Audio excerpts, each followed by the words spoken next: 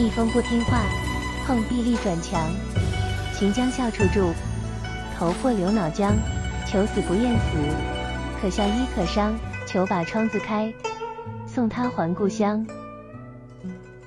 画中一位扎着2条辫子的小姑娘站在窗前，看着2只小蜜蜂被困在屋子里，想飞出窗外，却一次又一次地撞上窗玻璃。她正在替小蜜蜂着急，想着该怎么帮助小蜜蜂脱困呢。这位有爱心的辫子姑娘看来不到10岁年纪，心地善良，生性慈悲。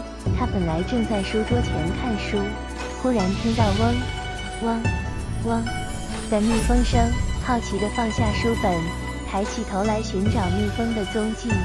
原来这蜜蜂不知什么时候飞进屋子里来，这会儿窗户关上了，飞不出去了。看蜜蜂急得直往窗外飞扑，却飞不出去。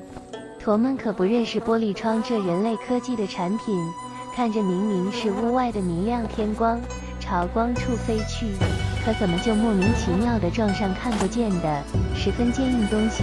蜜蜂不死心的再飞一次，还是一样，真奇怪了。再来一次，还是这般，这可怎么是好？小姑娘站在一旁看着，可真替蜜蜂着急呢。她说：“小蜜蜂，小蜜蜂，这是玻璃窗，此路不通的，你们别再撞了，撞成这样，都撞痛了吧？别再费力气了。”蜜蜂也不知听懂了没，还不死心的拼命飞去撞玻璃，这可不妙。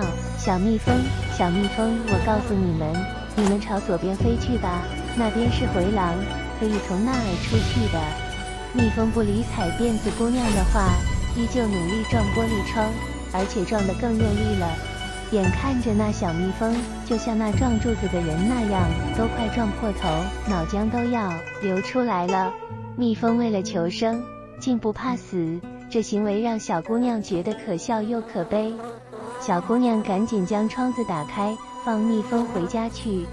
同为众生，见蜜蜂如同见自己，希望真的有一天，我们遇到这样走投无路的困难时，会有像辫子姑娘这样善心的人来拯救我们脱离困境。